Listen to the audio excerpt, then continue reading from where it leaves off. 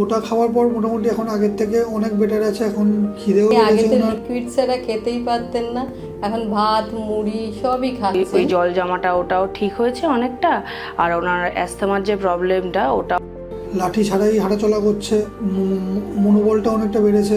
আগের থেকে অনেক ইমপ্রুভ হয়েছে, সেই জন্য আমি আবার থার্ড টাইম এসেছি। তারপর দেখুন দেখছি ওষুধেও ওনার কাজ হচ্ছে, আগের মতো সেই সমস্যাগুলো ওনার হচ্ছে না। তখন উনি প্রায় হাঁটতে চলতে খুবই অসুবিধা হতো, লাঠি নিয়ে হাঁটতো এবং খিদে ছিল না, খুবই অল্প পরিমাণে খাওয়া দাওয়ার খেত, খুব বিভিন্ন রকম সমস্যাও ছিল। টয়লেট ইউরিন থেকে ব্লাডও আসতো। খাওয়া নিয়ে আগে তো লিকুইড ছাড়া খেতেই পারতেন না, এখন ভাত মুড়ি সবই খাচ্ছেন। মাঝখানে একটা বেড শোরও হয়েছিল, উঠতে বসতে চাইতেন না বলে, তা ওটাও কমে গেছে। আগের থেকে অনেক ইমপ্রুভ হয়েছে, সেই জন্য আমি আবার থার্ড টাইম এসেছি। তো এখন এখানে মেডিসিন নিচ্ছে, এইটা নিয়ে 3বার হলো মেডিসিন। আগের তুলনায় এখন উনি ঠিকই আছেন, মানে আগের তুলনায় যেভাবে আমরা ওনাকে নিয়ে এসেছিলাম আমার শ্বশুরমশাইকে, তার তুলনায় উনি আগের থেকে বেটার। আগে ওনার শ্বাসকষ্ট তো হতোই, পেটে ব্যথা, রেগুলার জ্বর, লুজ মোশন, পা ফুলে যাওয়া, একটুখানি ওনার অ্যাস্থমার প্রবলেম ছিল, এর তুলনামূলক একটু কমেছে।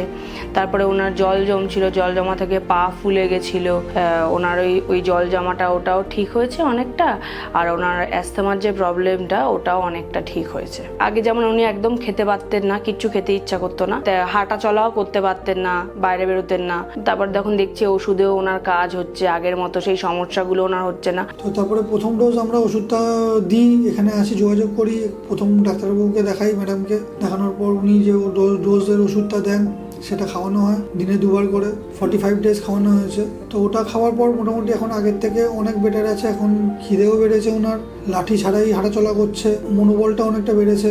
এখানকার যে ওষুধ খেয়ে আমার মা আগের থেকে অনেক ভালো আছে।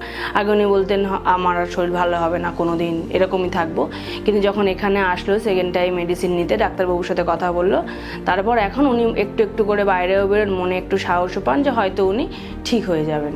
তো আমি এখন সেকেন্ড ডোজটার জন্য নিয়ে এসেছি নিতে, তো সেটা আমি কালেক্ট করলাম আজকে। তো এখন দেখা যাক কতটা কি ইমপ্রুভমেন্ট বাদ বাকি ফিউচারে বা পুরোপুরি কি আশা করছি হয়ে যাওয়া যাবে, তো সেই আশা নিয়েই রয়েছি।